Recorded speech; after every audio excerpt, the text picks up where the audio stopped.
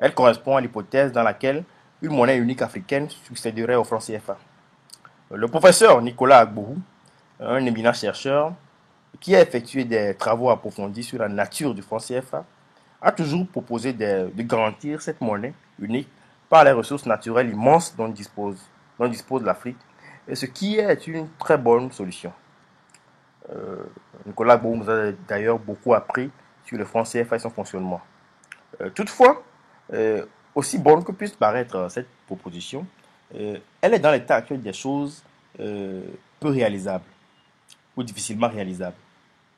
Si les pays africains, dans leurs conditions actuelles, se dotaient d'une monnaie unique, l'aventure aurait de très fortes chances de tourner court.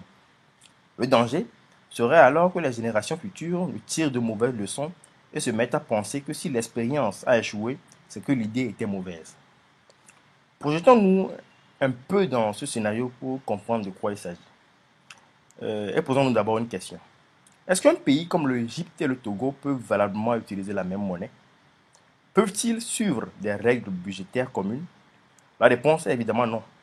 Revenons à une échelle plus régionale. Est-ce qu'un pays comme le Bénin et la Côte d'Ivoire peuvent valablement utiliser la même monnaie? Seront-ils capables de présenter des comptes ayant les mêmes déficits? La réponse est évidemment non. Et pourtant, vous me direz que ces pays utilisent actuellement le franc CFA. La réalité est que cela n'est possible que grâce à l'arbitrage, si on peut l'appeler ainsi, de la France et au jeu de compensation des caisses qu'elle opère à son niveau, que la France opère à son niveau. La monnaie africaine était donc impossible? Non.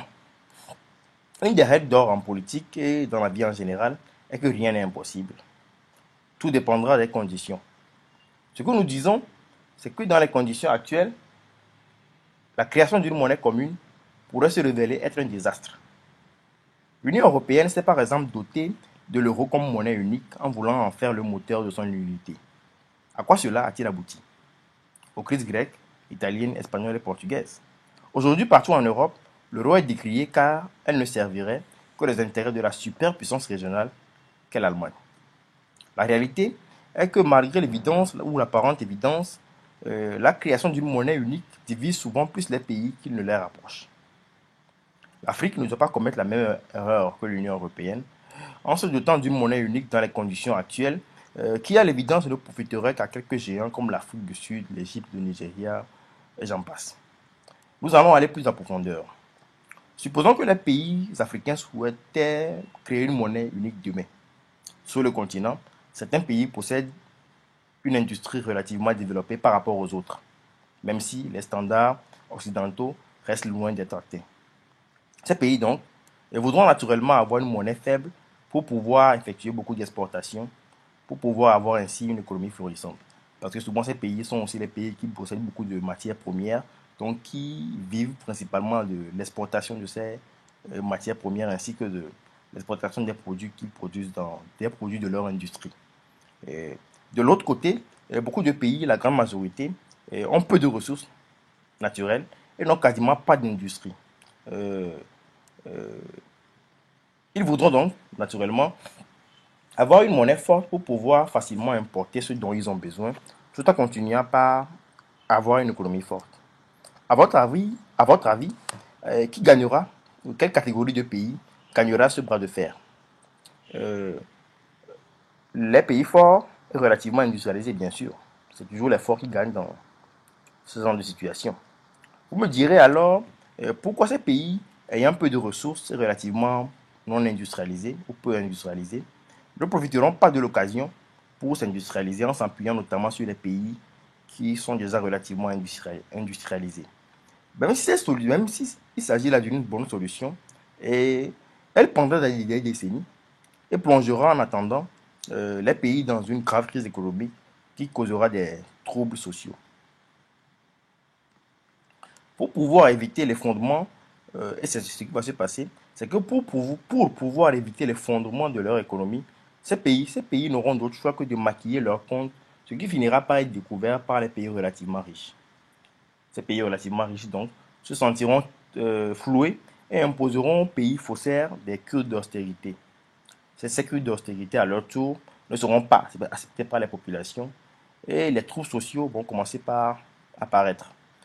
Les populations de ces pays soumis à l'austérité commenceront donc par manifester, et c'est ce qui est très grave dans cette situation, une haine envers les populations des pays qui leur ont imposé cette cure d'austérité.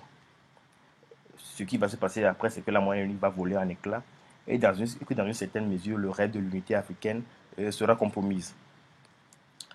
Ce qui est, c'est que la monnaie unique ne doit donc pas être considérée comme une fin en soi, mais comme l'aboutissement de toute une série de programmes. Il faut travailler à l'établissement de conditions favorables à l'avènement d'une solide monnaie commune africaine. Ces conditions sont au nombre de deux. Il s'agit d'abord de la création d'un grand marché africain. La création d'un tel marché, c'est-à-dire d'un véritable marché africain, euh, bâtira ou jettera les bases d'une monnaie unique africaine forte. Dans la première partie, nous venons de relever les divergences qui pourront survenir entre les États, qui naturellement ont des intérêts variés quant à la force de cette monnaie, de la monnaie unique africaine. Ces divergences pourront s'amenuiser considérablement si un véritable marché commun était créé.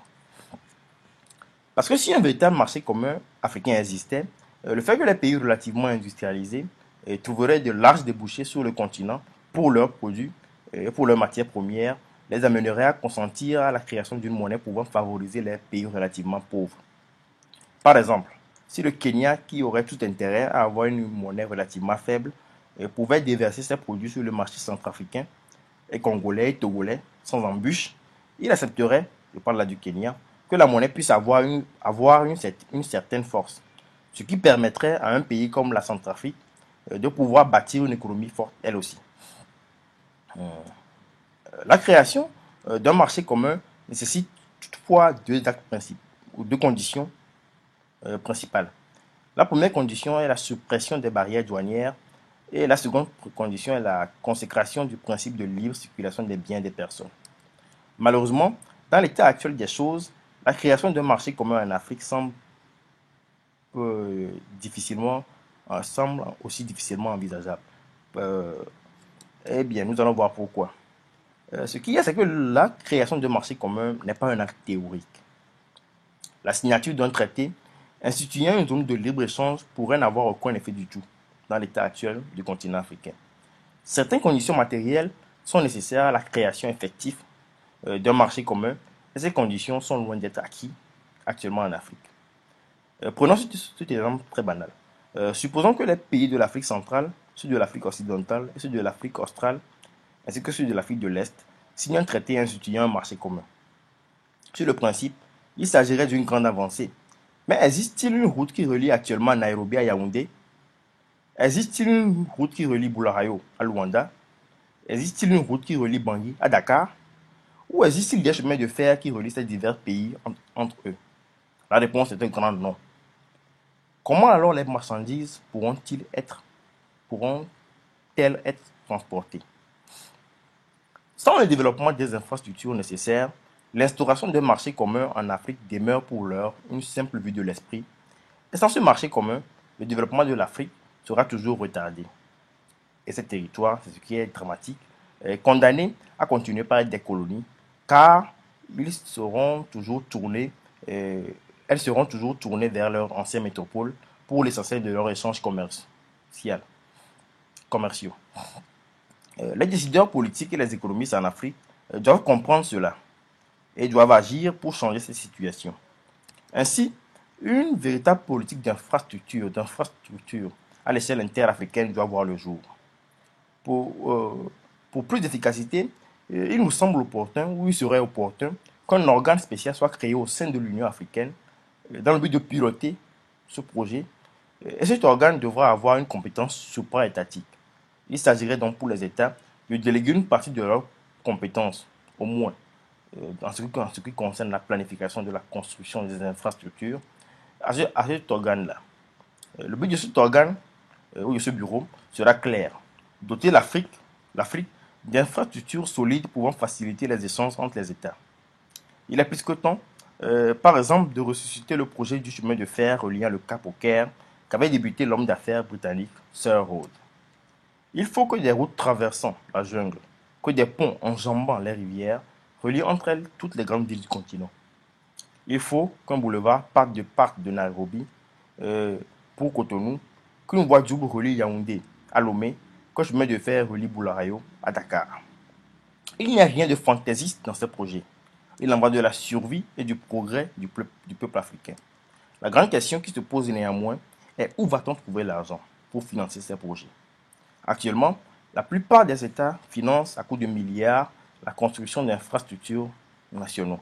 Ces infrastructures, souvent grandioses, ne visent dans leur immense majorité qu'à embellir les villes, les capitales, dans la plupart des cas.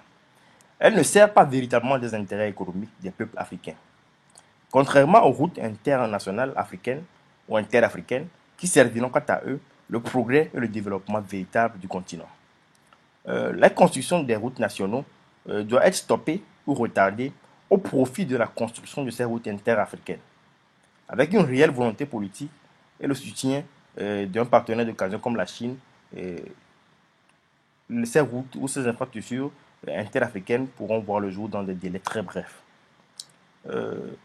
L'établissement d'un marché commun à la suite de la construction de ces infrastructures pourrait alors se faire sans embûche si les peuples exerçaient une pression constructive sur leur gouvernement pour que la suppression des tarifs et des droits douaniers devienne une réalité.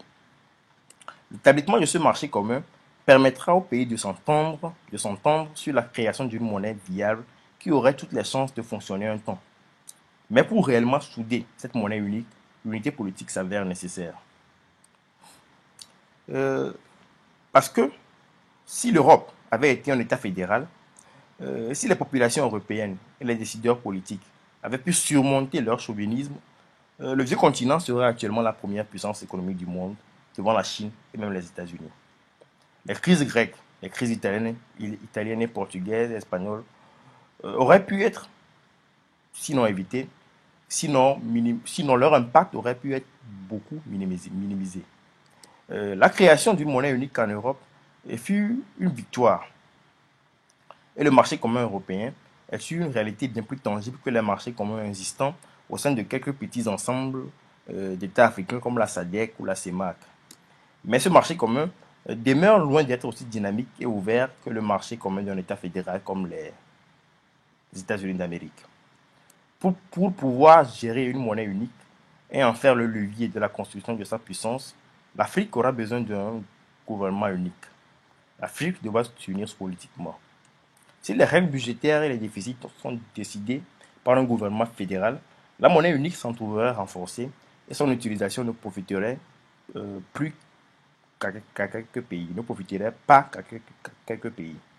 L'unité politique est indispensable donc à l'unité économique et sans une coordination politique commune, l'unité monétaire pourrait très vite tourner court et au lieu de sceller l'unité des territoires africains consacrés pour de longues périodes de division. Si ces deux conditions étaient réunies, l'Afrique pourrait se doter d'une monnaie unique solide et forte. Maintenant, intéressons-nous un peu à la lutte contre le franc CFA.